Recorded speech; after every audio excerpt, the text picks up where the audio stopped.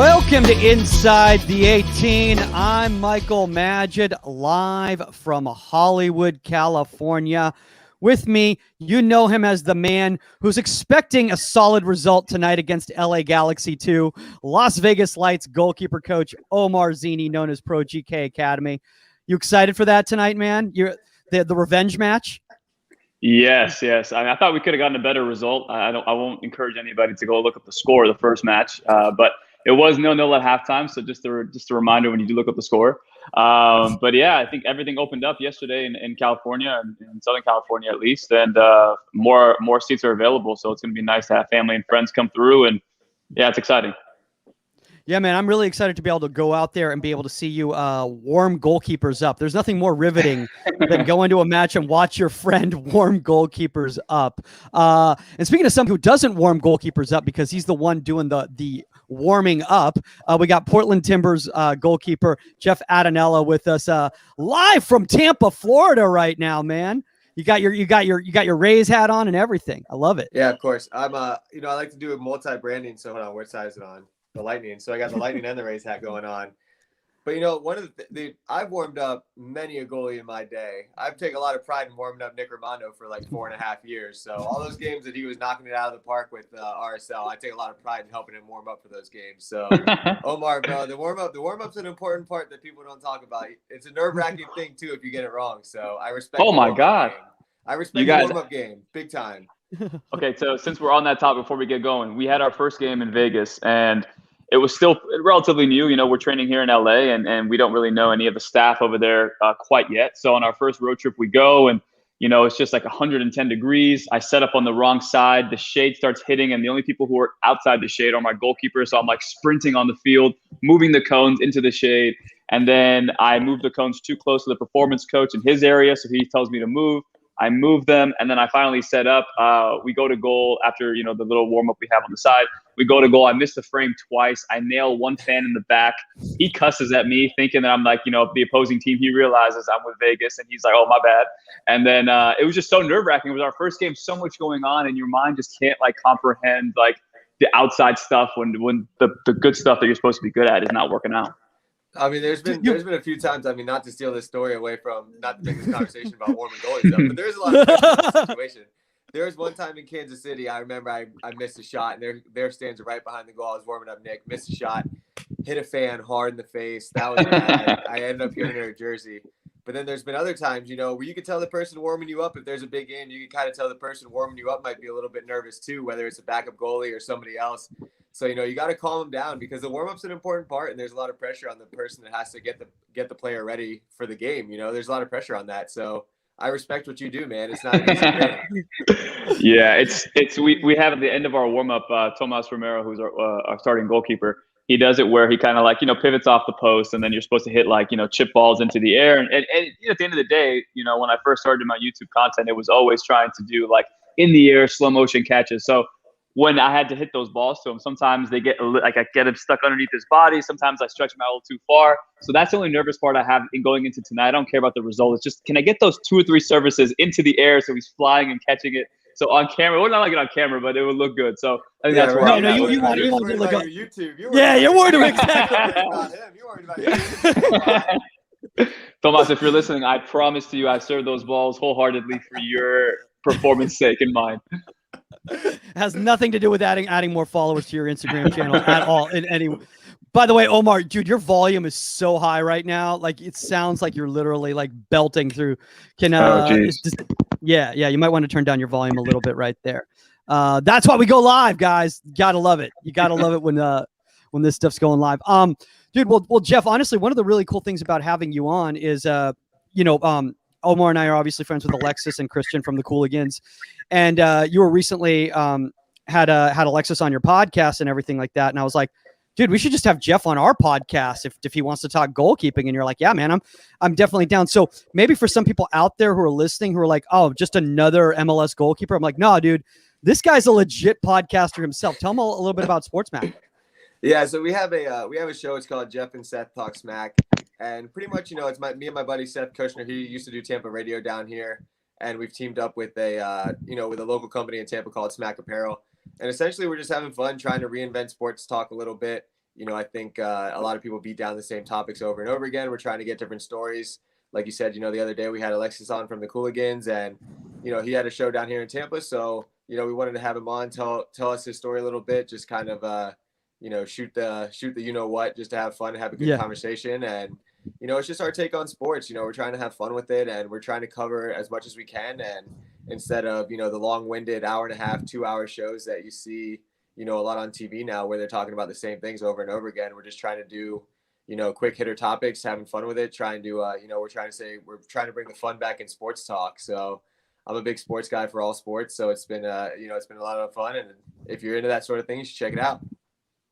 Yeah, I mean, dude, and I think, one of the really cool things that you just brought up there, Jeff, is in regards to about boring sports talk, because even with a show like this, which is educational, you got to keep it entertaining. And Omar, this is a discussion that we've had, consistently about finding that balance between education and entertainment, that edutainment balance.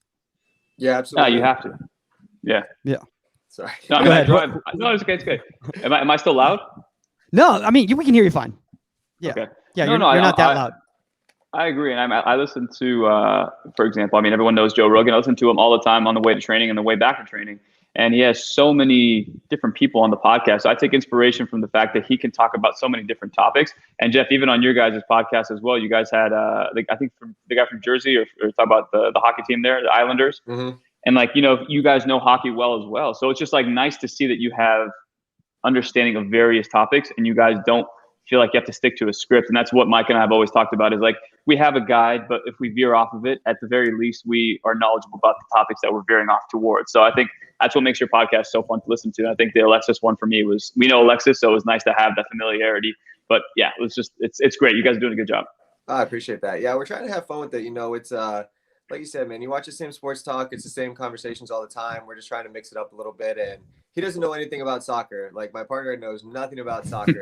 So I'm going to start trying to introduce him to it this summer because, there's all these different tournaments going on. And, obviously it's pretty easy to get some soccer guys on the show. So I'm going to introduce him to it this summer. But, we're big football guys. So we're gearing up for the NFL season more than anything. So it's just been fun. And I appreciate you guys saying that because we just started it. But so far, all the response we've gotten has been pretty good. Well, you were actually doing another podcast before that, right? You were doing something with Zarek, right? How'd that go out? Yeah, no, it was fun. I mean, we lost our sense of direction, I think, somewhere along the way. But, Zarek and I were rooming together, and it's pretty funny because the whole thing was we wanted to bring along people for the road trips because we started the season after we went to the Cup in 18. We started the season, it was 10 games on the road.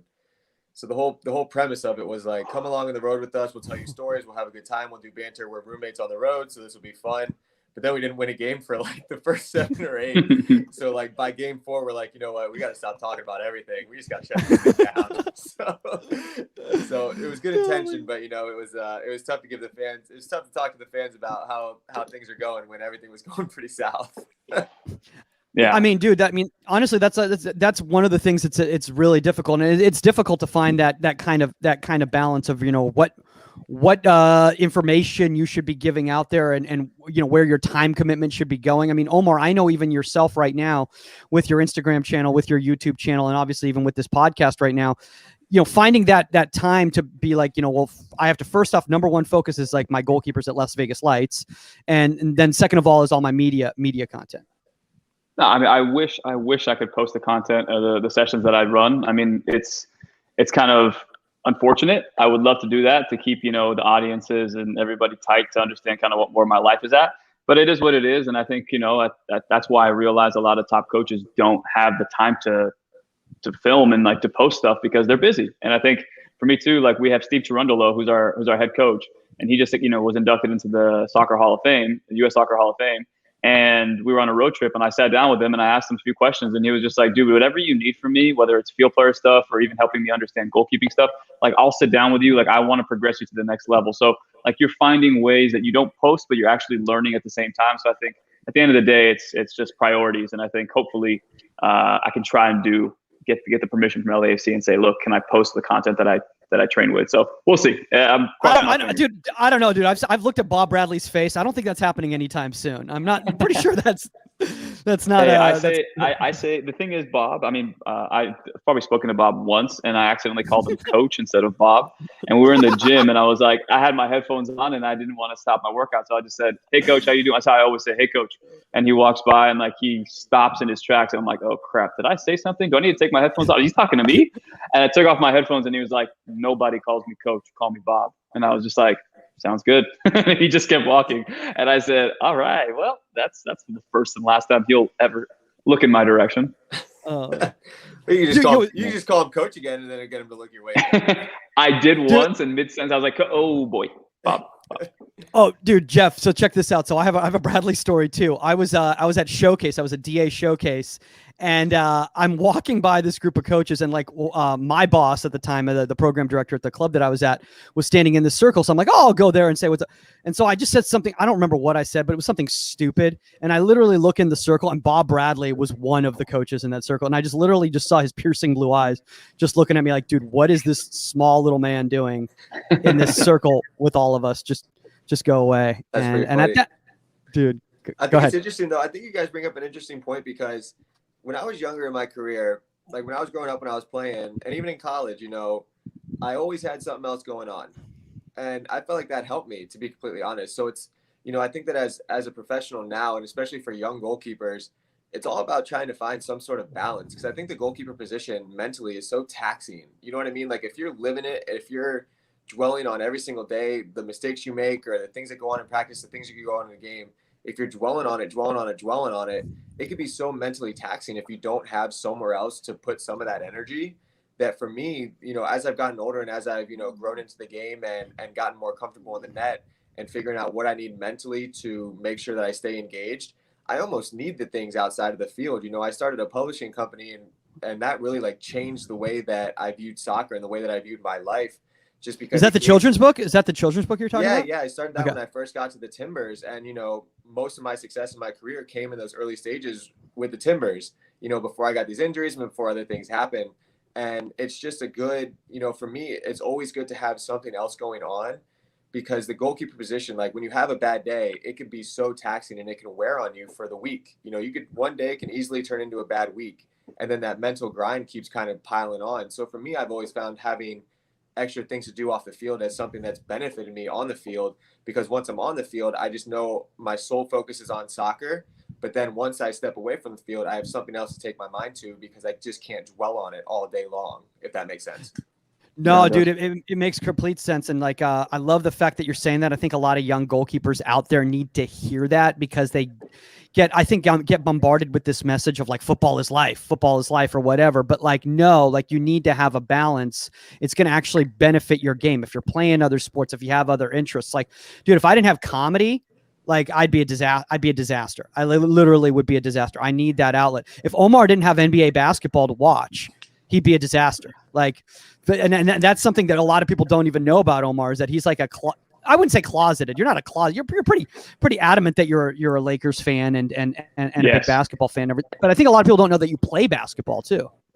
I used to, yes. I tell the story a lot. I was probably like 5'10", 5'11" at like age 12. You can see a lot of my photos of my teammates, and I thought I was going to be like 7 feet. That's when Yao Ming was, was big in the NBA. So I was like, dude, I could probably be Yao Ming size and maybe get out there on the court, but didn't happen. I turned into, obviously stayed at 5. I'm like 6 feet now, so I only gained 2 more inches. All my friends grew up and are taller than me now, so I had to switch to more commentary stuff. But I mean, just before I move on, but like yesterday, I was talking to my brother, and he gave me all this crap because I said I want CP3 to win a title. And he was like, dude, you're a Lakers fan. There's no way you could ever say that about, a former Clipper guy. I'm like, dude, I don't care. Like, I can separate the human being from the team that they're on. And CP3 to me is just a guy who doesn't get any respect, should have been in the MVP voting, should have been so much higher in terms of just regard as a point guard, So I'm hoping that he's just got COVID recently, unfortunately. So he has a 10-day layoff. So hopefully he's back before the next series. Yeah, I was wondering when that was going to step into the conversation right there. If you were just going to kind of glance over that whole situation right there, yeah. I think that definitely helps them out in that regard. but hey, at least it happened during their 900-day break that they're going to have now because of their sweep against the Nuggets. Jeff, this is now just your podcast. It's just your podcast now. Like, we're not even talking soccer. Listen, you guys want me to talk about the Lightning game last night? Because the goalies were showing out in the Lightning game last night. Anyway, all different types of things. Their reaction. Hold up. Just say it. Dude, Vegas. Hey, I'm a Vegas guy now, Jeff. Just want to let you know. It's because we have the Las Vegas affiliate, so we play games. My buddy took me to a Vegas game, and they were down 2-0 to the Avalanche, and they came back that night. They won 2-1, and then they came back and won the series. And ever since then, and it was like, oh my God, it was like 18,000 fans going crazy. My first hockey game, professional hockey game. It was insane. And I don't know. I love Tampa, but as a respect to you, but Vegas is my team right now. you don't need to love Tampa. I respect you. Maybe we'll put something on the line if they meet the Cup. No, yeah. If you've never been to hockey, and it's funny, man. I've asked Armando this a couple times. Like, he had a hockey coach growing up that taught him angles, because if you watch goalies in hockey, it's Nicky did. Yeah, if you watch, I got Armando stories for days. If you watch goalies in hockey, man, it's angles, it's positioning, it's reactions, it's a lot of things that apply to goalkeeping in soccer. And I think half the time they probably don't even see the puck. They just make sure that they're in the right spot of where it's likely going to go, and it ends up hitting. Yeah. So, there's a lot of things. Like, I've always felt, you say you're a basketball fan as well, there's a lot of things you could take from other sports and apply it to what goalkeeping is. And that's why I ultimately fell in love with goalkeeping, was because it's a combination of all these other sports that I love, and I played them growing up. And if you're, a bang average at all these other sports, but for some reason it all comes together for you as a goalkeeper, that's a good way to learn the position without, constantly beating the soccer thing to death. At least that's how I experienced it. Like, get me to where I am. That's how I did it. Yeah, dude, I'm not gonna lie, Jeff. Like, soccer was my fallback sport. It was like my safety school. It was like my whole goal, right? Dude, my whole goal in life was to play basketball. Like, that was literally, I was just all basketball.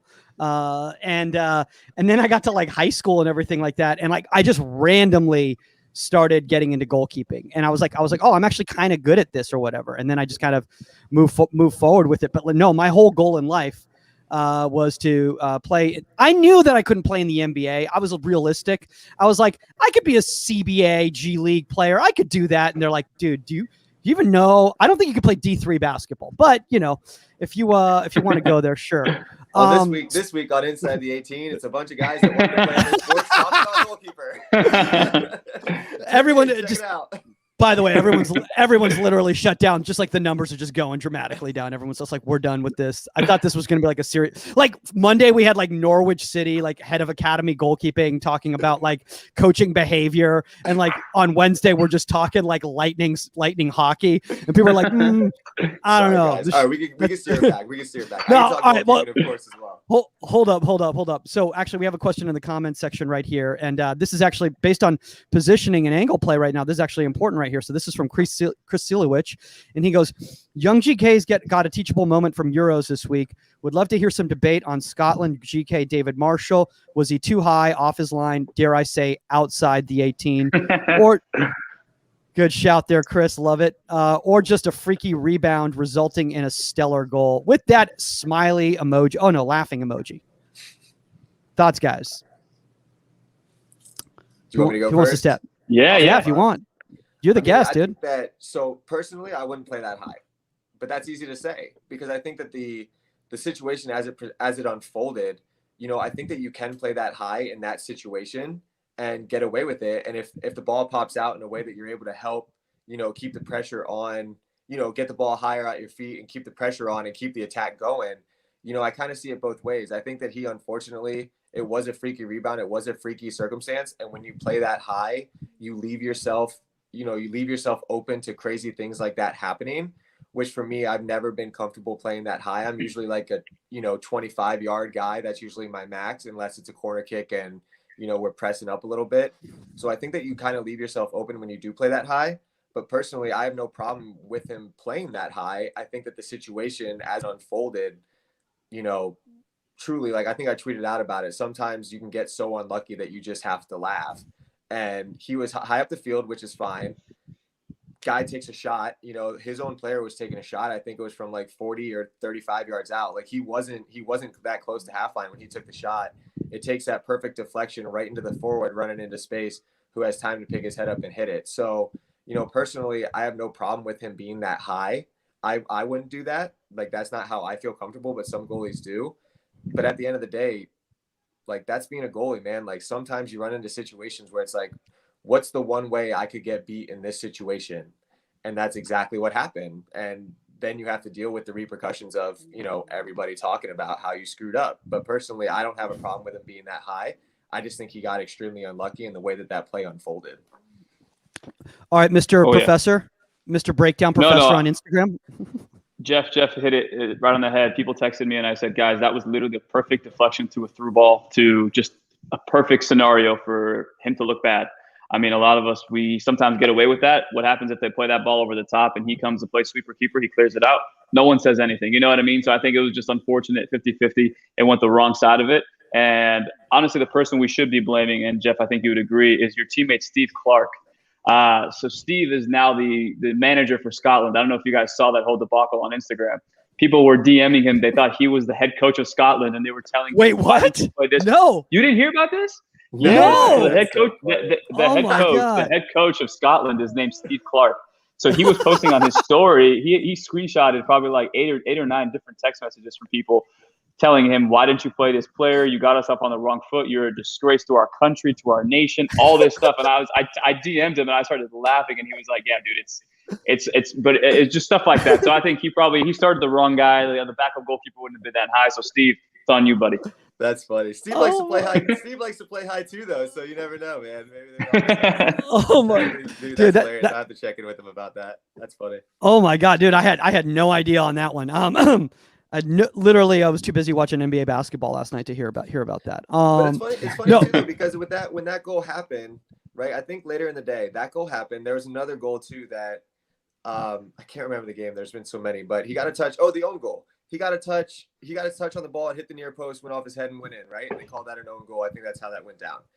But later in the week, or like later in that day of games, there was a goal where the ball gets played across. I forget the name, so I'm probably botching the story.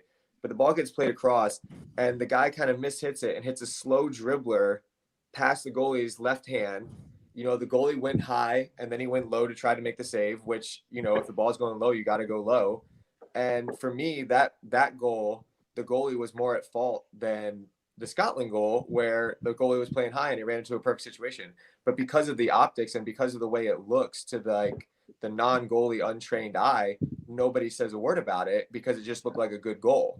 But, because of the situation the way that Scotland played out, and this is the goalkeeper position, he's the one that's going to have to deal with the social media, the people talking about it and all those things. So like so much about goalkeeping is just the optics of what people on the outside think. And I don't think it was that big of a mistake. I really don't, but he's going to get, he's getting crucified for it, which comes with the position, but it is what it is.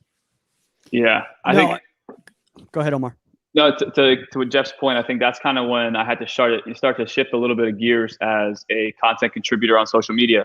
I realized early on that anybody who's just a regular fan can sit there and criticize a goalkeeper for a mistake, or the optics would I guess put that in the category of a mistake. The Scotland goalkeeper, yes, could he have done better? Sure. But it's so easy, the low-hanging fruit. You're going to say whatever you need to say about that. So now whenever I have like posts or whenever I see stuff like that, one, I try to understand from like the empathy side of things of like, okay, let's understand the tactical and technical reasons why this may have happened. And then from there, I don't really ever criticize. I try to just present it as a question of like, hey, what would you have done in this situation? And the answers to those questions that I ask people are just like, well, for me, I'm a shorter goalkeeper or I'm a slower goalkeeper. I got to stay a little bit higher so I understand why he did that. As a taller goalkeeper, I feel like I can take a little bit more liberties. So you start getting these conversations now, everybody's sharing their reasoning for why they would have chosen or not chosen that position, versus all of us ganging up on this guy and saying he sucks and he's terrible, which obviously we wish we were in those positions to be playing for our country in a European championship. So Def, it's a great point. Yeah, dude. I mean, is this the same thing even with the Haiti situation yesterday in the CONCACAF World Cup qualifiers? Against Canada. Dude, I feel what was that? Bad. The commentators are just like, he's from Montreal, Quebec, and he just did his nation a solid. And I was just like, how could you, that pass back, how could you kick it into your, it was a whole thing, dude. I know, but I've been there before. And I'm sure, Jeff, you've been there. And Omar, I'm sure you've been there too, dude. I mean, I don't know if I've ever struck the it twice into the goal. The storyline. Jeff, do you know what happened? I saw it happen. I didn't know he was from Montreal. Oh, he's from Montreal. So if you guys aren't watching World Cup qualifying, Haiti goalkeeper gets a pass back. He just muffs it so badly twice, kicks it into his own goal. The commentators right off the bat are just like, "Oh, whatever his name. I'll call him Jeff. Jeff is from Montreal, Quebec. He just did his nation a solid." And I'm just like, this guy is Canadian and he's playing for Haiti and he conceded that goal in a World Cup qualifier. Something's fishy. I'm not trying to chalk it up as anything like that, but hey, a little fishy for me. That's interesting. That is interesting because when I watched that, I was just like, man, my heart's breaking for this guy because he's in the World Cup qualifier. He's on this stage. He never probably ever thought in his life he'd be the talking point of social media for the 12-hour cycle, the 12-hour vicious cycle that creates itself. But that's an interesting twist to the story. Someone should do some digging. Someone should do some digging. That's pretty interesting. Omar, is that a 30 for 30 coming? Now. Is that a 30 for 30? Hey, you know what? If we're able to do something like that in the future, dude, I would love to sit down with Are you really gonna pull it up, dude? You're gonna put this guy through this again? Ready. I have it ready. Don't play it, man. It's sad. I just want you guys to see it. I'm sorry. I just want you guys to see it. Oh my God. I've watched it. Jesus, fine. Fine. Oh, here, fine. Fine. You want to show it or one and done. One and done. All right, there we go. One and done. That's coming one up. thing I love about social media. Whenever any goalie makes a mistake on anything, people will just tag whatever goalie they happen to follow. They're like, "Oh yeah, this one." And you're like, "Oh, what about this one?" Like, yeah, I don't know, man. It sucks. Like, what do you want me to say? I feel bad. And they also want your opinion about what you would do in that situation too. They're like at Michael Madgett, what would you do? And I'm like, I mean, I probably wouldn't touch it twice into the goal. Maybe but I hope I wouldn't do that, but I've done dumb things before. But I don't know. I mean, my weak foot's not that great, so maybe that could happen. I don't know. I have friends who will send me their review or their analysis of the goal or of the mistake, and they'll say, "How far am I off? Am I onto something here?" And I'm like, "Yeah, you're pretty close." But like my friends have taken a vested interest now in goalkeeping because of the channel and stuff, and they really like to give me like, "Hey, I'm going to come to you with my analysis. If it's great, then I'll post about it. If it's not, tell me what I can do." I feel like I'm a teacher giving like an analysis to a book report or something, and they have to go through me before they post it to Twitter or something. So it's a fun thing, but it's a major responsibility after everybody knows you're a goalkeeping guy. You're just you're carrying the pulse of the country of the country's goalkeeping, man. With your social media, you got it. You're carrying the pulse of the whole country. Don't let us down. Don't let us down, Omar. I will. All right. Speaking of a goalkeeping analysis, guys, let's get into this topic right here before literally everybody leaves. Today's topic, guys, is going to be identifying relevant information in set pieces and kind of throwing out what's kind of unnecessary information out there. This is kind of a topic that kind of came to me because, especially in the youth game, Jeff, I'm sure you've seen this before. There's a lot of young goalkeepers who are freaking out and they're sending out all this information to their backs and to their outside players, and literally a lot of it like really doesn't pertain to the scenario, and all they're doing is just kind of confusing them. So maybe kind of in simple words for parents out there who are listening who don't know what we mean by relevant information, what do we mean by the relevant information in these situations? I mean, for me, as far as like communicating to your back line or communicating to defenders on set pieces, you always want to make sure that they're in the right spots or the spots where you as a goalkeeper feel comfortable. That's the main thing for me, is making sure that your team is lined up in a way so that you as a goalkeeper feel comfortable that you can handle your own business, right? So especially at a youth level, I think for me that means making sure that there's a person on that you got your people marked, right? Calling out numbers, holding your defenders responsible to call out numbers, making sure that they're alert. Whenever there's a set piece situation, especially as you could tell, like during the ebbs and flows of a game, that a lot of times, when the ball goes out of bounds, a lot of people will kind of take that second to pause and like catch their breath. And, it might be a time where people turn off, which is why you see a lot of goals, especially at the youth level on set pieces, because a lot of people think once the ball is out of play, I have a second to catch my breath and, kind of regather myself. But in reality, as a goalkeeper, I always believe it's our job to make sure that we're making sure that our back line and the people that need to get marked up are turned on. Right? They're switched on, they're ready to go. They know what they're supposed to do. So for me, I like to do a quick, like, hey, like, let's go, get everybody's attention, and then quickly get your people marked up on who they need to be, call out numbers, names and numbers, And then for me, I leave it at that, because once they're about to kick the ball, for me, there's no more talking that needs to be done, because you need to focus on what you need to do to defend the set piece for yourself as well. I think that a lot of goalkeepers, especially young goalkeepers, when they hear, somebody tell them, you got to communicate, you got to talk, you got to always be talking, you always have to be, on top of your defenders, all those things. A lot of times, if you're talking, and all you're doing is talking to make noise, it's counterproductive, because you're not focusing on what you need to do as a goalkeeper. So for me, I think that it's very smart to get everyone's attention, get the people marked up, leave it at that, and then do what you need to do. And then when the ball comes in, if it's a simple away, if you're coming out to get it, keeper, for me, that's the only communication that really needs to take place, because if you're talking, eventually people are going to tune you out, and the information that's important, they're not going to listen to it, because they're not listening to you anymore at all. I love the fact that you just brought that up, especially on those restart type situations. Omar, I know this is something that we've discussed, and the fact is that if you're literally, for lack of a better term, doing color commentary, like sportscasting, you're basically doing play-by-play of literally the scenario that's taking place right there, then you're not present in the moment, and your team is going to take focus to look at you on what you're talking about, rather than actually being present in the moment and dealing with the scenario.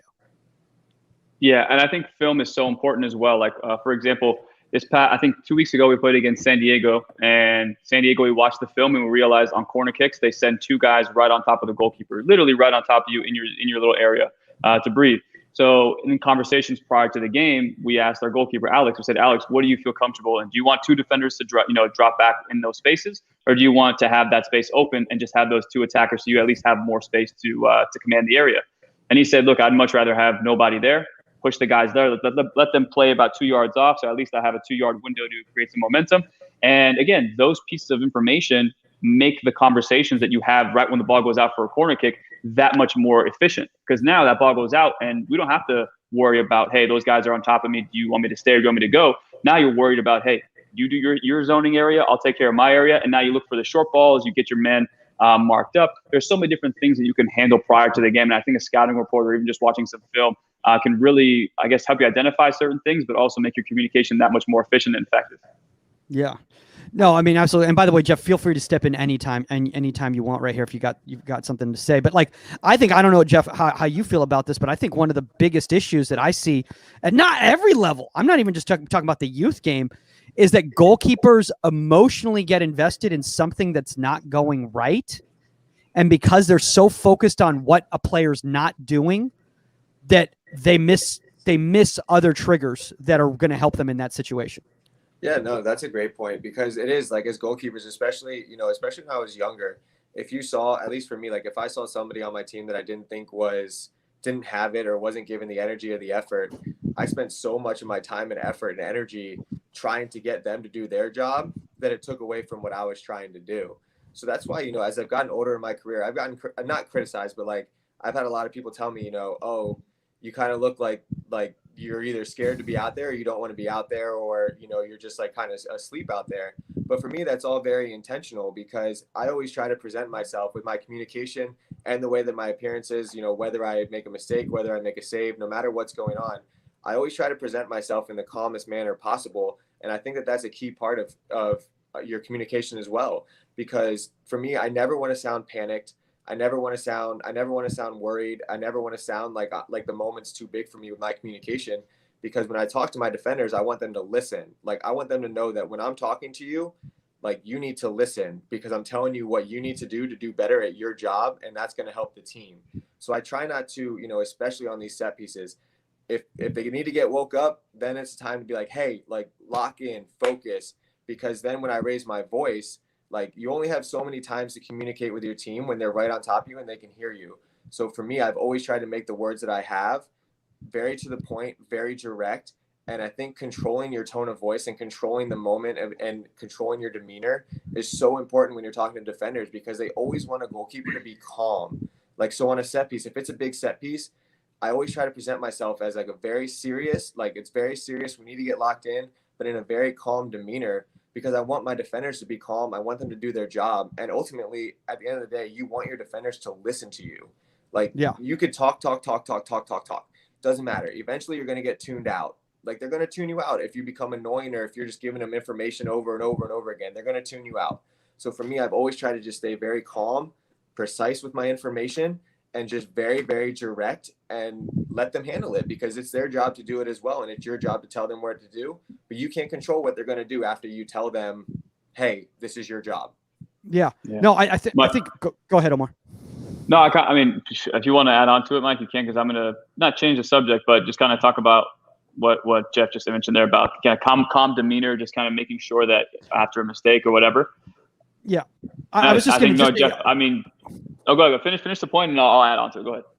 I was going to say, and this might lead actually to what you're talking about right here, Omar, is that, we had, Tom Wheel from Norwich City on Monday, and he was talking about, coaching behavior, right? And that basically adjusting your coaching behavior based on your session objectives. It's kind of the same thing as a player too, Jeff, in regards to based on the objectives, what you want out of your teammates, your behavior has to reflect that. If your behavior is going to reflect panic, then they're going to act panicked. If your behavior expects confidence, calm, in control, they're going to feed off of that. So then go ahead, Omar.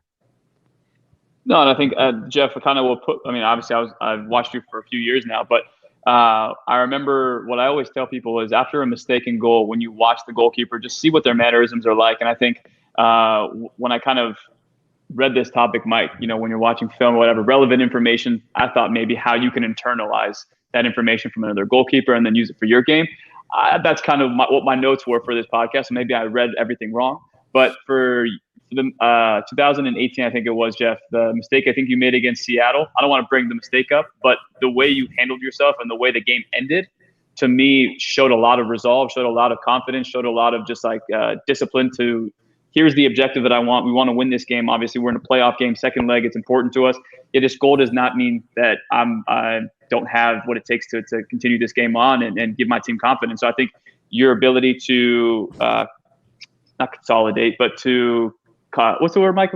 You have the word? Compartmentalize? Compartmentalize. There we go. Yeah. Compartmentalize all that. Jeff, this is what happens when everyone's a communications major, like on a podcast. It's like we didn't go to school. We didn't go to school. Me too. But Jeff, just again, so to finish that point, I think that was watching you and obviously making the PK save at the end, to me was a huge deal. But do you feel like your communication changed in terms of the confidence and the effectiveness that you had, I guess, with the force that you say certain things on set pieces because of that mistake? Or were you able to say, you know what, have blinders on, it's a mistake, it's in the past, let me just focus on the task ahead? I mean, I think that, kind of with everything, it all comes with a little bit of a grain of salt, right? So for that mistake, it was a big moment, it was a big mistake, and, you have to kind of own that. Of course, you have to own it. And of course, like, the immediate after effect after a mistake like that, right? Like that one in particular, I think it was the second round of the Western Conference tournament away at Seattle, all those different factors. That was a huge goal, right? So I make the mistake, I drop the ball, and then we were fortunate enough where, we turned around and scored within like the next 5 to 10 minutes.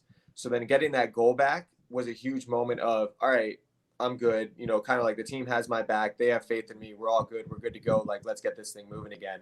So in that mistake, it was a very quick turnaround where, the mistake was erased, for lack of a better term, because of the goal that was scored. But I mean, anytime that I've made a mistake in my career, of course, like, I'd be lying if I said I didn't have that quick moment of, I cannot believe I just did that. It's going to be weighing on me for a quick second. It's going to be weighing on me because, to say like, hey, just turn the page and forget about it. That's just not realistic, because that's just not human nature. You know what I mean? Like, when you're growing up, goalkeepers, coaches say, oh, always worry about the next play. Don't worry about the mistake you just made. And I think that that's true. But at the same time, you have to be real with yourself and understand that if you do make a mistake in a moment, and especially in a big moment, it's going to weigh on you a little bit. It's going to weigh on you because that's human nature. But how can you know what I mean? Like, how can you wear that mistake? You have to be able to wear that with the same way that you wear a big save, because people are looking at you to see that you're okay. If you make a mistake, like, your teammates they're not, like, they might be upset with you for a quick second, but more so than anything, what I've learned through the mistakes I've made in my time being around, the professional environment and just team environment, if you make a mistake, move on. the best that you can and always keep your demeanor. That's why I always say I try to stay calm. Keep your demeanor the same at all times, because people want to look back and they want to see like, okay, he made a mistake, but is he going to save the next one? Like, how's he looking for the next one? Because that's the one that they're going to care about, because the mistake is in the past. So of course you're going to wear the mistake a little bit. Like, you're going to feel it. It's going to feel heavy on you. But if you keep that calm demeanor and keep yourself the same, especially on the outward, like the inward is going to kind of take care of itself, because you're going to get your confidence. It's going to regain. But, more than anything, they don't want to look back at you and see you, hands in the gloves, crying, whatever, which like you probably would want to do, but everyone's looking at you to be calm. So that's why like I always try to just stay calm. And in the moments in my career where you could tell I've like there's something going on in my head, or like there's something weighing on me, those are the moments where I don't look calm. And that's how I know that something's up. Because when I'm playing good, when I'm feeling comfortable, no matter what's going on, I'm calm. And that's just always how I've tried to present myself, because I think that people on the outside, take a lot of, they could take a deep breath and relax when they see their goalie is like in control at all times, no matter what's happening. Yeah, dude, sure. I love what you just said right there. And I can tell when Omar's watching the Euros because his head goes up like this. I like to talk, man. I got a podcast. So like I said, I like to talk. So no. It's all good. No, I think that's to your point, Jeff, I think that's like, even growing up, they'd always say, if you just smile, you'll become happy, right? Like, just when you start training yourself and forcing yourself of like, it's inevitable that you're going to make a mistake. And I remember somebody saying like the best captains, they don't react after a mistake. They are aware that mistakes will happen, and they're able to keep their resolve, keep their ability to stay under control when they speak to their teammates. So I think, like you said, it's the training aspect of it's going to happen eventually, guys. The mistakes are going to happen, but how you react to it, and then how you keep your resolve so that your teammates and your coaches can look back and say, yeah, he may have made a mistake, but he's not going to make a second one again, because we can see from his demeanor, from his body language, that he's built differently. So I think that is the key, takeaway from that point there. To kind of come back on kind of like, because we go on tangents all the time, Jeff. It's just going to happen. But to kind of hear back. I can't help it. Sorry. No, me too, dude. I mean, like, and Omar's got 17 different things going on right now. He's got 40 breakdowns that he wants to put together right now while we're on the show. But to kind of get back to the topic there, and Omar, you didn't misunderstand it in any way whatsoever. The relevancy is external, and it's also internal. And kind of I want to kind of focus more on that internal for a second, because I think Omar, you brought up a really good point right there. And I want to ask you right there, is that a lot of times when we're talking about a set piece scenario, a goalkeeper will start focusing on what I call false triggers. And Jeff, I don't know if you know what I mean by false triggers, but basically like something that's happening that's actually kind of irrelevant to what's happening in this situation right there. And then they start focusing on that rather than what's actually coming forward, especially in free kicks. I see this all the times on free kicks, and they're like, well, what about that dude over there? I think that dude's going to be doing this or whatever. And that dude's a decoy. That's a false runner right there coming over that. And because of that, they miss an actual runner coming from another outside, and then the ball's played over on dangerous ball, and then it's a goal type of a thing. Omar, how do you work, at least with your goalkeepers, to kind of get them to be like, hey man, like based on the trends we're seeing, like that dude ain't doing anything. So why are you so fixated on that dude?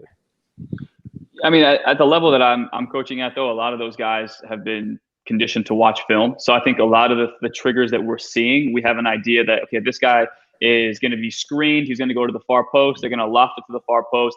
Be ready for that guy to head it back across.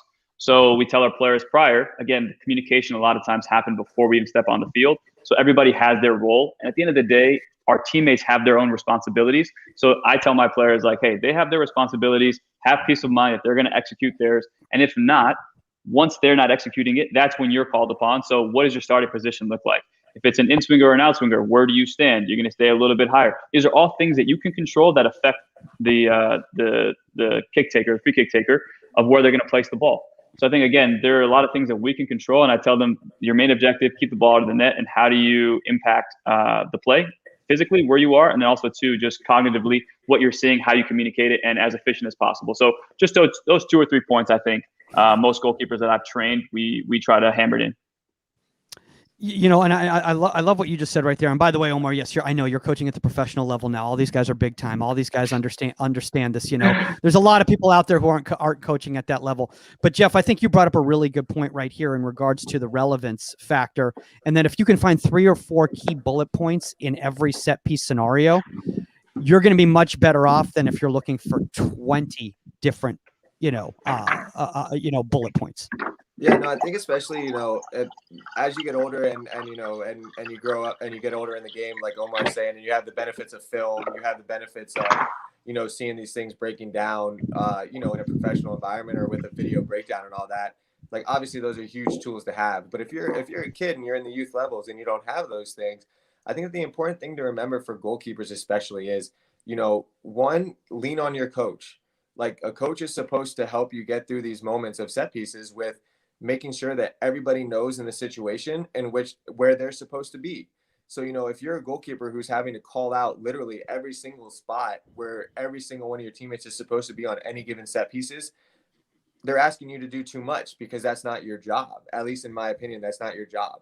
Like, the coach needs to help you and have a general idea so that your team has a general idea of where they're supposed to be getting set up, or, what it's supposed to look like given the scenario. So that as a goalkeeper, it's your job just to remind everybody where they're supposed to be, or, it's your job to make sure that players are getting marked.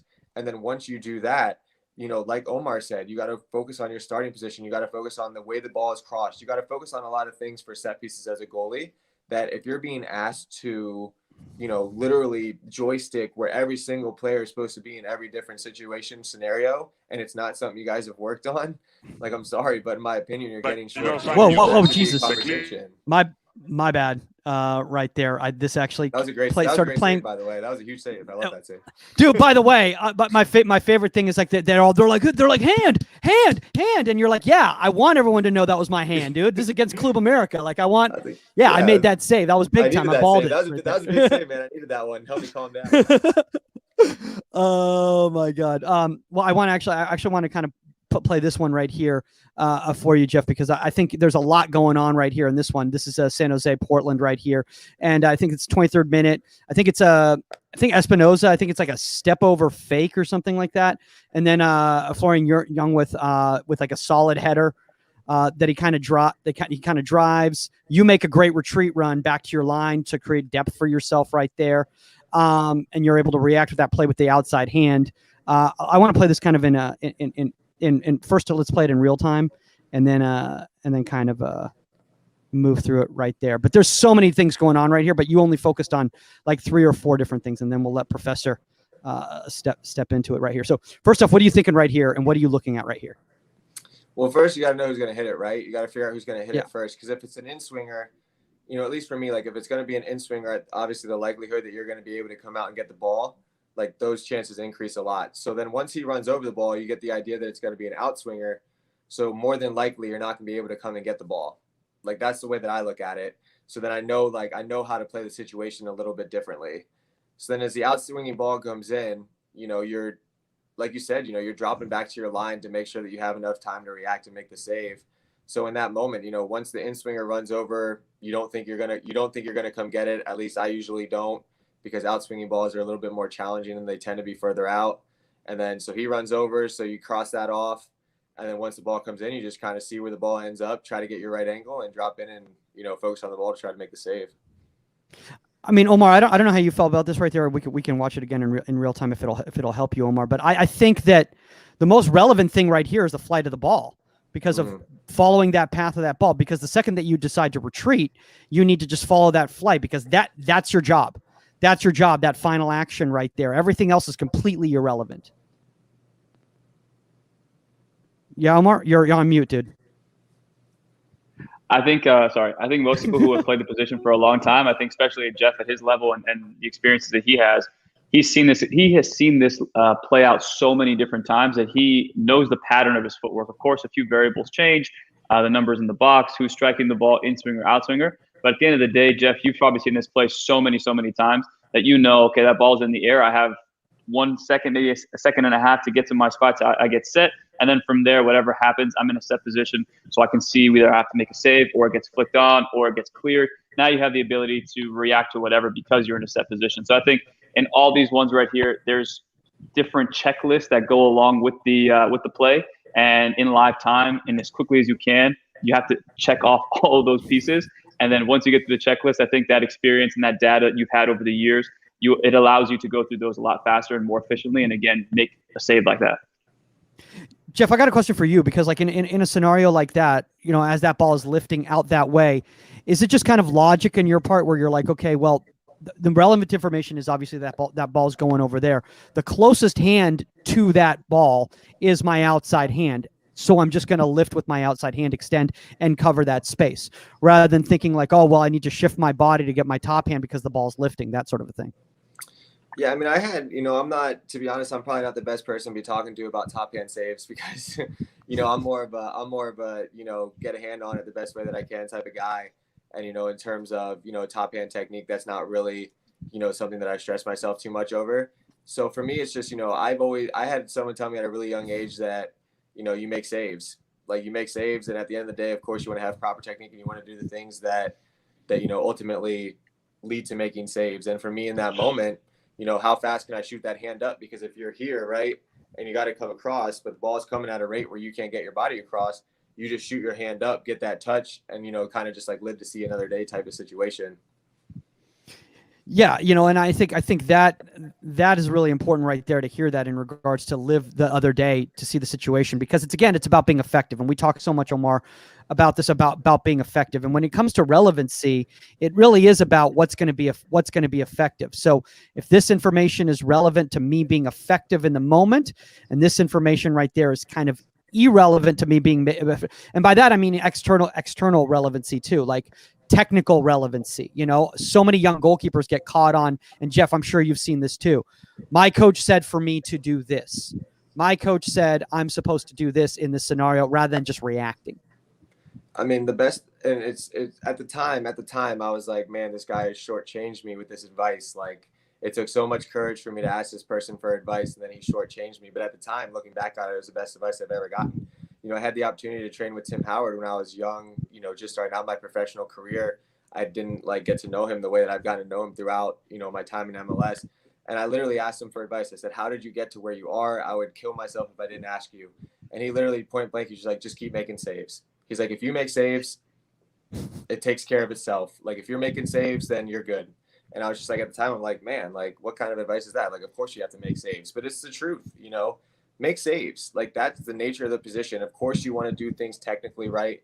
Of course you want to put yourself in the best positions possible. And if there are, like, in the situations in which you can do things technically sound and the way that you're taught and the way that you remember from the training pitch, those are great situations, because it's going to ultimately make you feel most comfortable as possible. But at the end of the day, make saves. That's what it comes down to. You know what I mean? For yeah, sure. you know, and speaking of that, I want to kind of move on to this play right here. Donnell Harvey, who I don't think is actually in Vancouver anymore, but this is a great example of having to recognize some triggers here that are going to really affect how you make this save type of thing. So I'm going to play this kind of in real time first. Ball comes in, Harvey hits it down low. Oh, what a save. What a save, dude. That's next level. That's next level. I don't know how Omar feels about that. I mean, you know, if you saw a save like that tonight against LA Galaxy too, I'm sure you'd feel good about that. I would. But, and that's go ahead. And that's, Go ahead, again, we talk about relevant information, for example. So, right, if I'm watching this and I'm seeing, okay, the way Jeff's positioned, for me at least, I like to have guys on my post. So relevant information would be like, okay, on a dead ball situation, if I'm a young goalkeeper and I see that my defenders are always on the post, and I see Jeff's, why aren't they on the post? And then I think as you get to the next level, I mean, I've talked to different goalkeepers, and different coaches have their opinion about zones, and they want to have, you know, man advantage and all that. But then for me, relevant information, I'd say this, and I'd say, what's the advantage here of Jeff not having someone on the post? That's information that I would want to know. So, for example, right, as a young kid, that's what I would see. But at the same time, you made the save. So then I'm like, okay, well then, did he intentionally put that there because he likes his range of diving and he doesn't want anybody to crowd his space? I don't know, Jeff. I'm just presenting this as a young kid or somebody who would be watching this. So for you, in that situation, is that like a tactical thing from the team, or do you prefer to have your space open? Or what is your take on that? Well, first off, thanks, Todd. I can't pronounce it. Hofford, for that message. It's very nice. I appreciate it. But no, so for me in this situation, right, like this is a situation that the coaches have it played out the way that they do. And, So there's 2 men on the ball. So you see that they send that second guy. So we took our guy from the near post area and sent him to pretty much have a 2-on-2. So if you see the guy taking the cross, and then you see that other Vancouver player, we have 2 green shirts out there. You see that other Vancouver player about 10 to 15 yards away from him. So we sent 2 out to deal with that situation in case they played short. So in that particular situation, we brought down number 99 Armenteros into that front gap, because for me personally, like, I have to have somebody in that front gap. Like, I like to have somebody on the post. Like, it's nice to have, but when they send a lot of numbers, especially like sometimes with the teams that I've played on, it's not their number one priority, which, is fine. So you're more concerned in that zonal area, that gap right there, that in the 6 right there. Yeah, for me, in this situation, my main concerns are making sure that guy behind me doesn't throw me off, and making sure that he doesn't get in my path to the ball if I end up needing to get to the ball, and then making sure that I have 99 in a comfortable position for me. So in this situation, it's an outswinger, so I don't need him close to the near post, because that's not where the ball is going to go. So he's like, for me, I'm fine in that position. And then the way that this plays out, where the ball ends up, I'm able to cover the near post more than I need to the far post, because you kind of know where the way that people are positioned and just where the ball ended up, that the odds are that he's not going to get that to the far post. So I have it covered there. But for me, it's all about having that first zonal in the best spot, because the ball that kills me on crosses and corners is if someone's able to get that flick, that ball to the near post, and someone flicks it to the far post, because then you have to cover the near post and it's hard for you to get back across. So as long as I have that covered, I'm going to feel generally pretty comfortable. Gotcha. Dude, I love what you just said right there. And I think that, to be honest with you, I think there's also a lot to be said about having space to work. This is something that, at least myself personally, my physical attributes, I'm a smaller guy. So when I'm kind of stuck around a lot of large bodies, it's very difficult for me to have any sort of mobility. Jeff, you're a little bit bigger than I am. So you don't have that problem as much so, but there is something to be said that when you've already retreated and you do recognize that a play is going to be at hand, to have a little bit of space to work is a lot easier. Like if that was all cramped, if 99 was closer to that post, that makes it very difficult for you to make that save. Yeah. And I mean, I think that like with everything, right, it ultimately was a good save, but at the same time, it's like I said about that Scotland goal. If that guy heads the ball down and on the turf, it takes a hard, and it just like shoots out, that's a harder save than if it bounces off the turf and jumps up. You know what I mean? So like in this particular situation, like it turns out to be, a good save, which is awesome. But at the same time, the way that the ball bounced, it gave me enough time to make sure that I had it covered, because I think that can go a million different types of ways. So, and that's a big thing about goalkeeping too. Like little things like that make such a huge difference on whether or not you're going to make a save or whether or not you're going to give up a goal. I love the fact that you brought that up right there, because I think that a lot of young goalkeepers need to hear that something that's relevant to you is the surface that you're playing on, right, Omar? And if you recognize, you're going to know that from warm-ups, you're going to know how the ball's bounce, and from the game and from the trends you're seeing in the game, how that ball's technically, you're probably going to bounce. And, and because of that, I don't want to say that you're going to guess, but you're going to have an educated decision based on information that's been presented to you on how that ball's going to hit, and then you're going to be able to react that split second sooner. Yeah, I mean, to bring it back to the warm-up conversation, that's why warm-ups are so important, Omar. So don't drop the ball. For sure. No, but and that's the big one too. We played against who we played last week, San Antonio, and in the warm-up, Tomas, who's our goalkeeper, they sprinkled the field. They put so much water on it because we're in the desert, so within 5 minutes it's dry. But in the warm-up, he dropped like 2 or 3 balls. Didn't lead to goals, but he was trying to knock them down, and it would slip because of how wet the surface was. And you could just tell throughout the warm-up. And as a coach as well, you don't want to say too much. You just kind of like, hey, if you're going to decide to steer, let's make sure we're intentional about it. And then during the game, you could tell that there was 1 or 2 opportunities where he could have parried, but then he got more and more comfortable because he realized things dried up. So he got things that were in front of him. He took the information that was in front of him, and even though the warm-up was not as great as we wanted it to be, and there were factors at play that weren't there during the game, he was able to update that information and then make 2 or 3 catches that I was like, oh damn, in the warm-up you weren't doing that. And we talked about it in film. He's like, dude, I thought I was going to drop that ball too because what happened in the warm-up. But then you adjust to the factors that change and adjust throughout the game. And even on set pieces, you see sometimes where they take a set piece, that play doesn't work out.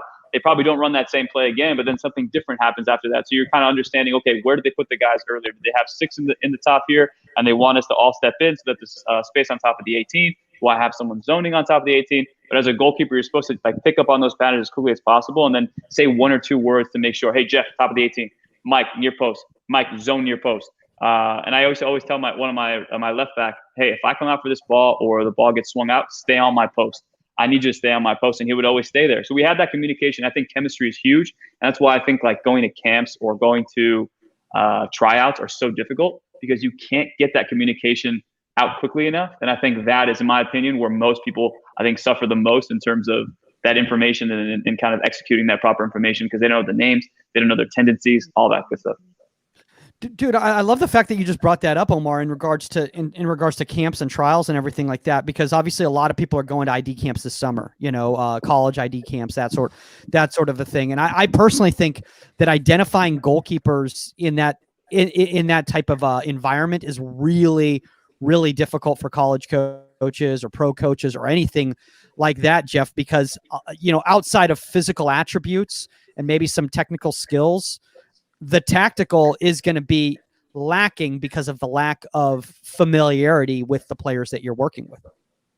Yeah, no, I mean, it's true. I mean, I go back to my last situation where like that was a combine, the MLS combine, and you don't know the guys, like you don't know the players, you don't know their tendencies, you don't know how they're going to play, and that makes everything very challenging.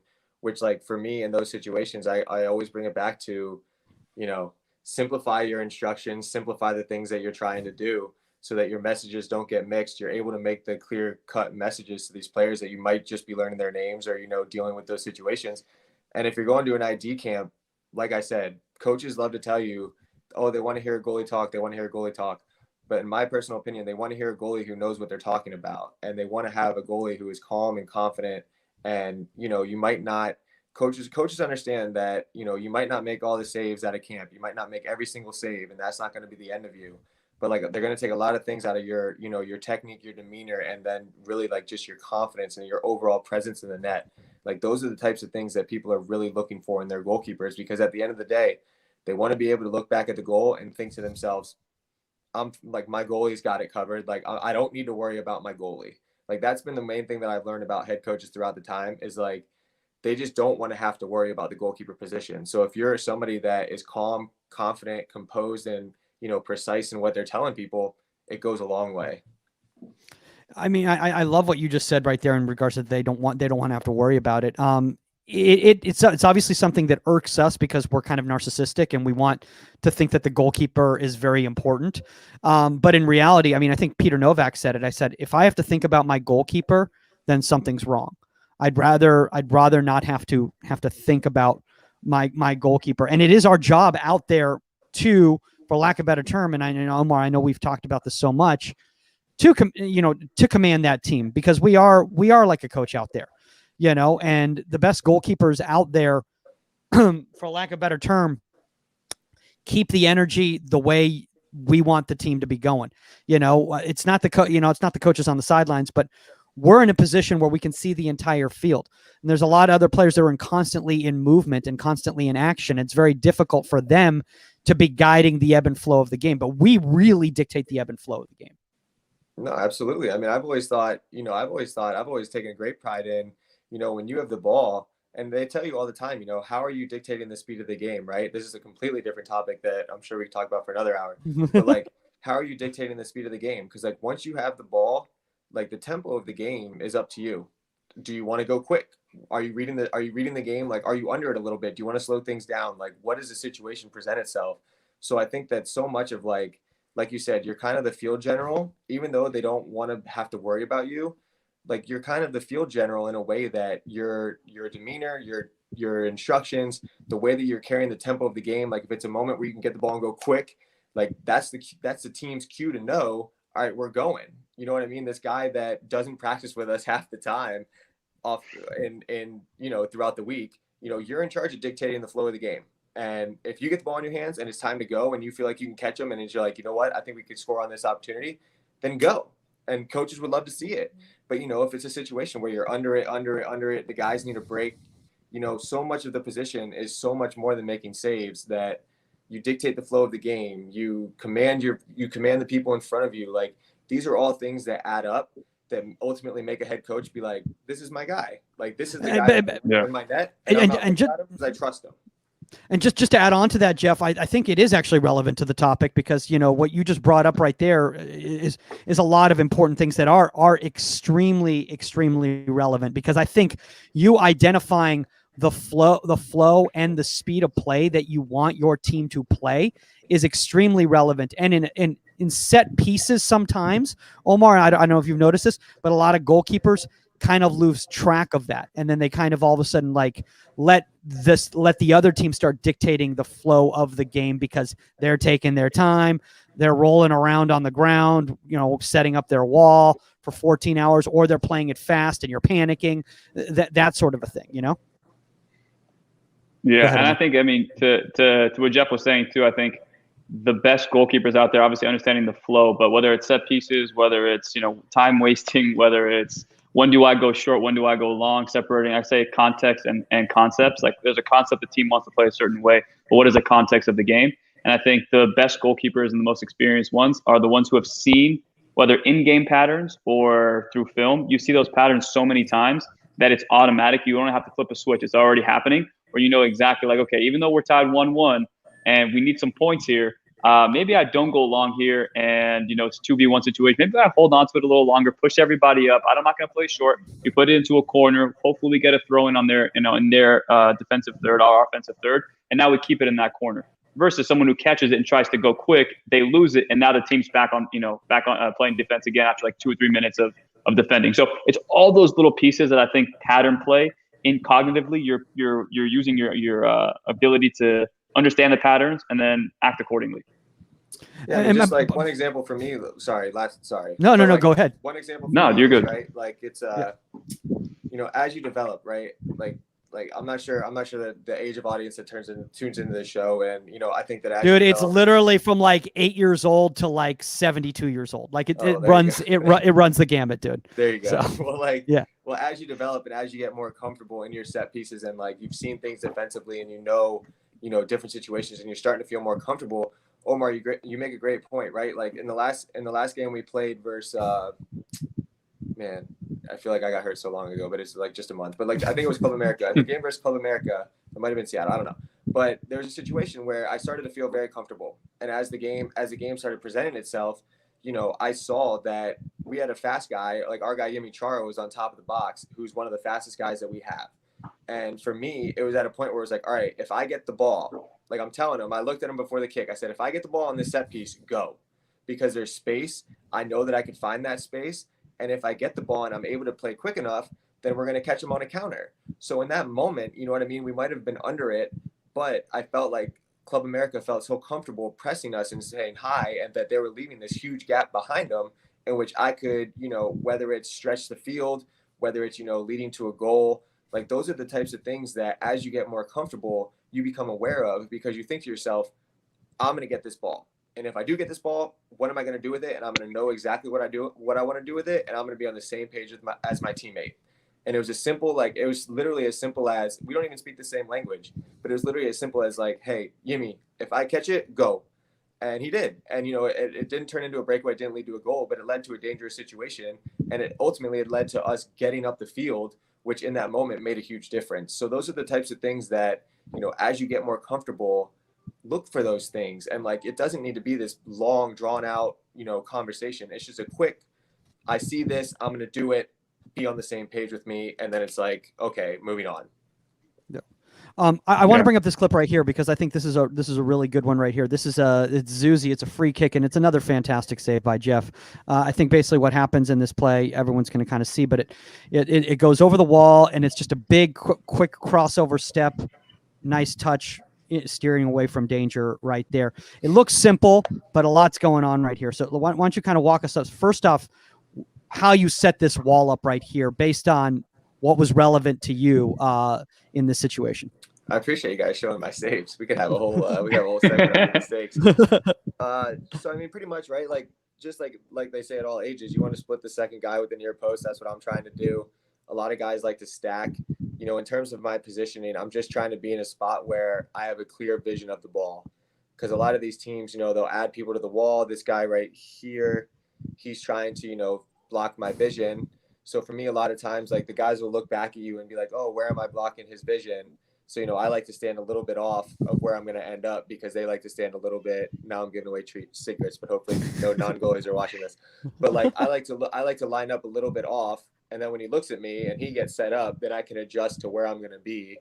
And I'm not like running. I'm not drowning all the way back on my line because I don't feel comfortable in these types of situations. I don't necessarily feel comfortable hanging all the way back out there because there's not much room for air. So, and then once he hits it, it's just, react and make the save the best way possible. Omar, anything you want to add to this right here? I love your starting position, by the way, right here, because you allowed yourself time to get across. You've got that mobility, you've got that lateral movement, and again, if you were tighter to that post right there, or not tight, well, tighter to that post area, you've got too much space. But if you were farther away from that post right there, you don't have enough space to maneuver to really get a good. Because that ball was kind of whipped in, wasn't it? Yeah, I mean, I don't like, for me as a goalkeeper, when a free kick is in this spot, I feel pretty comfortable, to be completely honest, because like I don't feel like I'm gonna get beat at my post that I'm supposed to be covering here. And there's so much space to that over the wall that it just gives me time to get across. And I have a clear vision of the ball, which for me on a free kick is everything. Like if you could see the ball the whole way, you're in a really good spot, because there's so many free kicks where you can't see the ball until it's right on top of you, and you're just like oh, I hope they miss, because you're guessing because there's so many bodies in there. So in this particular situation, I feel very comfortable when the ball is at that type of angle. Yeah, Omar, I want to bring this up with you right now, but obviously as from a coaching perspective, right there, how important is it in regards to understanding, kind of like for lack of a better term, on film in your scouting report, you as a coach to kind of identify these things, give it to your goalkeepers prior to the match, so they kind of recognize, hey, like, this is what we've been seeing from last few games, that thing, so and so. Yeah. I mean, if there's somebody who's extremely dangerous with their set pieces, who we're playing tonight, for example, with the Galaxy, they scored a set piece on us last time where he just hit it over the wall across his body and went to the top corner. Nice free kick, but then you start seeing a pattern. He does that very, very often.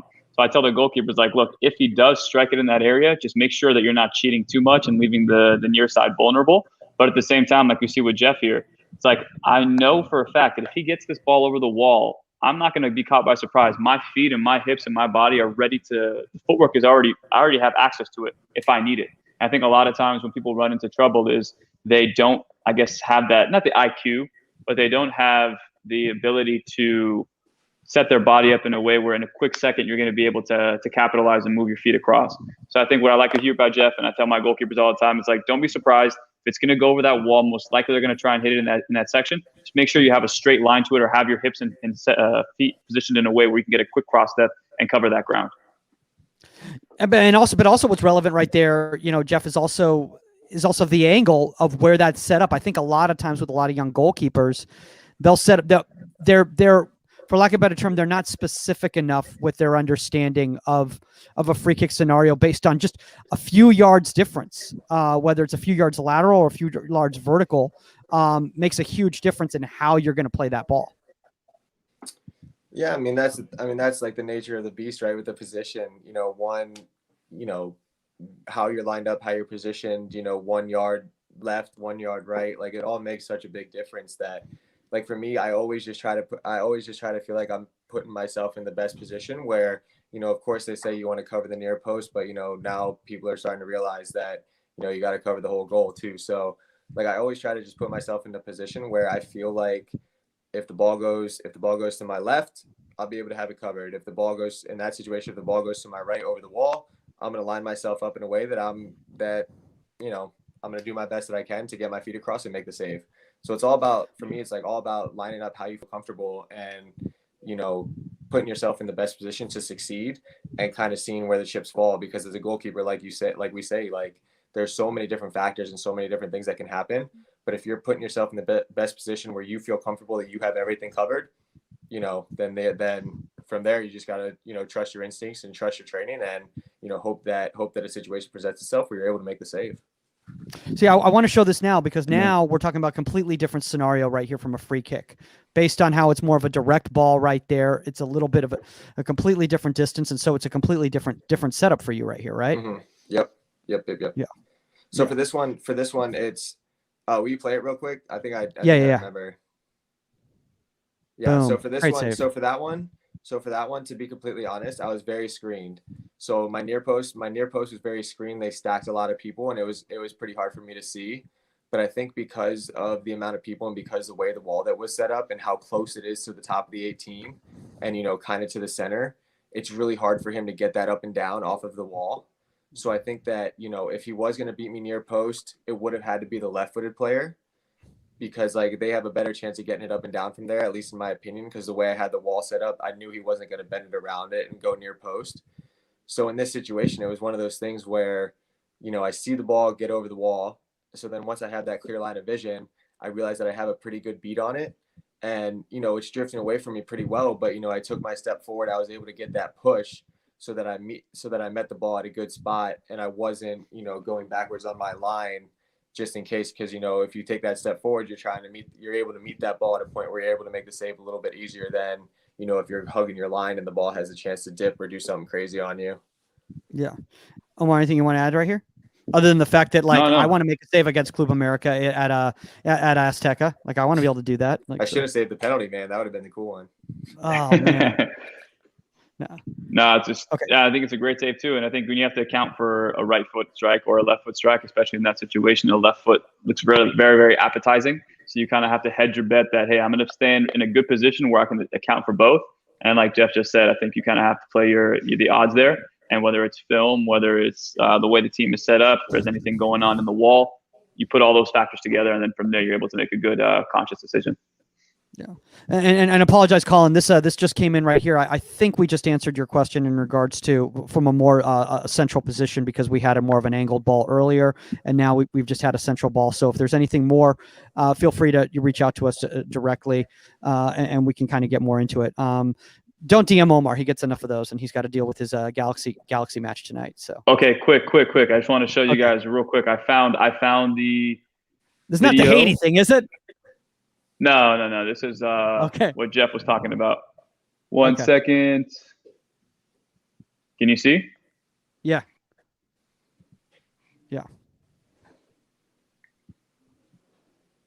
And this is when he's talking about catching, and he. Oh, dude. So now, exactly what we talked about before. I know it's probably choppy, but exactly what we talked about before about give your team a chance, an opportunity where it's like, hey, you've probably already communicated this entire time about what's going on here. Then you have the ability to tell your striker, look, if I catch this ball, give me an outlet. So you know what I mean? There's like that's Omar, can you put a full screen so we're not just giving out like a free ad read to Y Scout? So yes. Even though Y Scout's badass, by the way. I love Y Scout. You goalie coaches love Y Scout, man.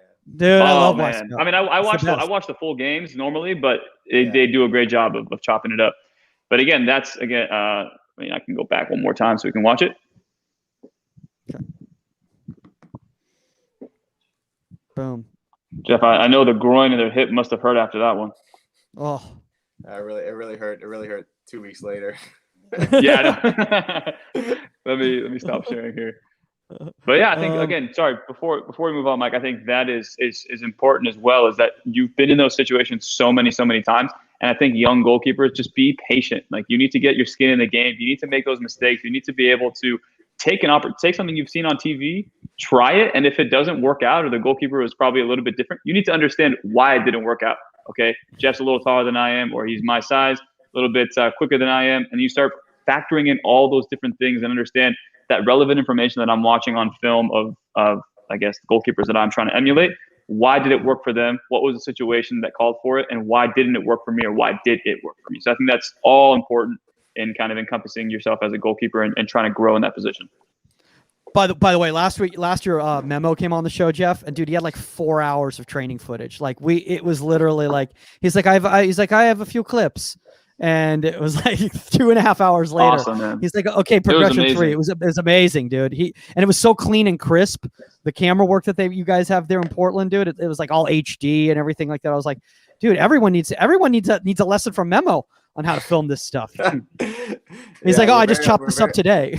We're very on top of the camera game. Yeah, he's very committed to the craft. That is for sure. Awesome. So kind of while we're kind of wrapping this up, you brought up the groin thing right there, Omar, and obviously, Jeff, you've had some physical setbacks, throughout your career and everything like that. And I think something that I kind of wanted to talk about kind of before we wrap up, and I mean, we should definitely have this, have you come back and make this like an entire episode or whatever. But Omar always talks about manipulating situations, manipulating scenarios to your benefit. Obviously, when you're coming back from an injury, you may have some physical limitations, and yet you're still, match fit enough to be able to play in that game. Is that something that you kind of take into consideration in regards to, like, from a set piece? Okay, like, well, usually this is how I would play this, but based on my hamstring right now, or based on, the labral tear I have, or whatever, I'm going to have to play it like this instead. Yeah, I mean, I guess like the main example that I could give for that for me was, in 2018, I separated my shoulder twice in one game. They popped it back in, kept playing, it came out again, I had to come out.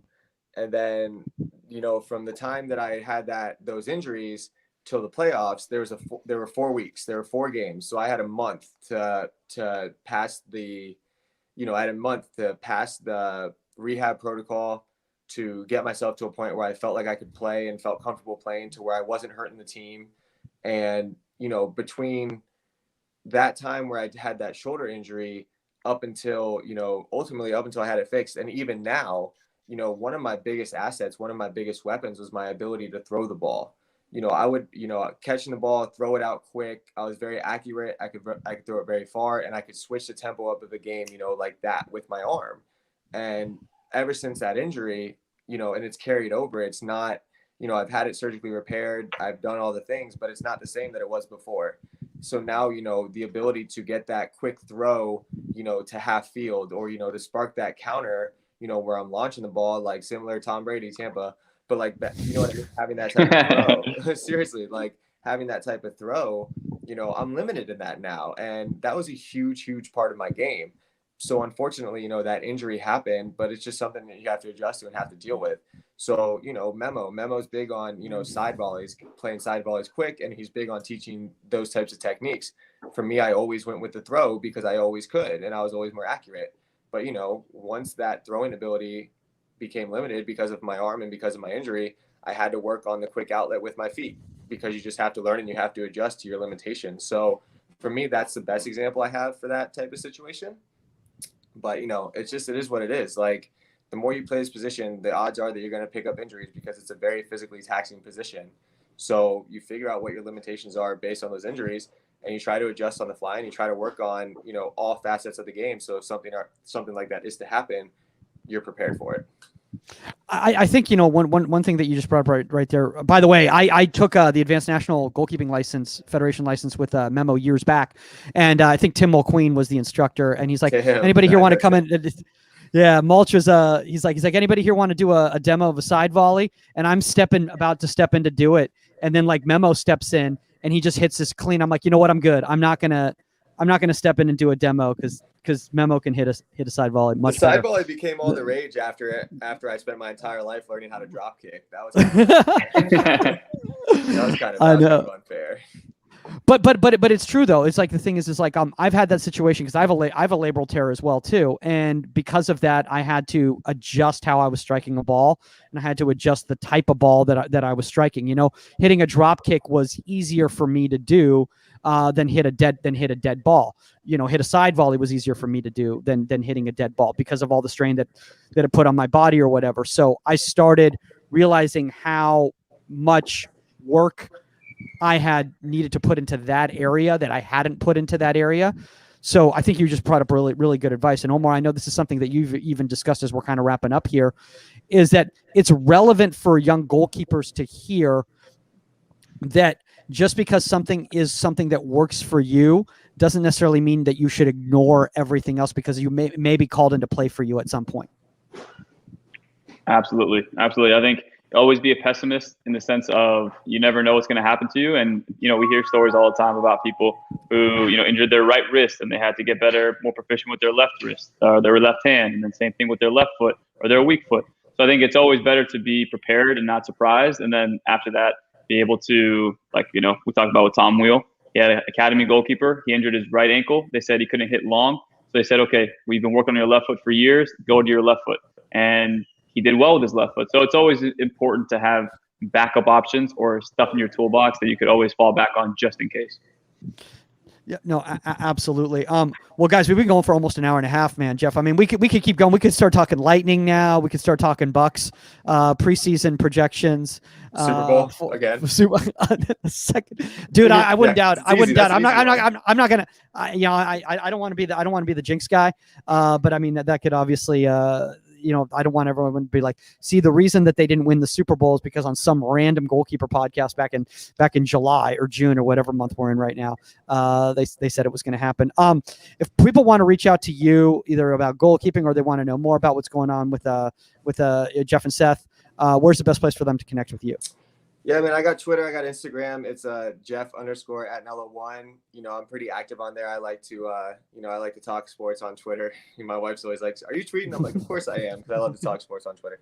But yeah, I mean, if you want to connect on there, I'm definitely trying to get something together. If you're watching and you're in the Florida, Tampa Bay area, I'm trying to get something together this winter in terms of goalkeeping down here. So, be on the lookout for that too. And, like I said, always feel free to reach out if you have questions and whatnot, because I love talking. That's why the show's an hour and a half. So, but yeah, you're gonna do some coaching. You're gonna do some coaching. I love goal. I've always dabbled in coaching. Youth coaching. I've done it my entire career, and I think the goalkeeper position, man. I think it's the most unique, and I think that you can learn so much about life through being a goalkeeper. So, if you're one of the kids that are brave enough to do it and stick to it, then I want to help in any way possible, because it is a position where experience means the world. And I've had really high ups and I've had really low lows and everything in between throughout my career. So, if I can help the next generation in any way possible, please reach out and I'll do my best to help you out the best I can.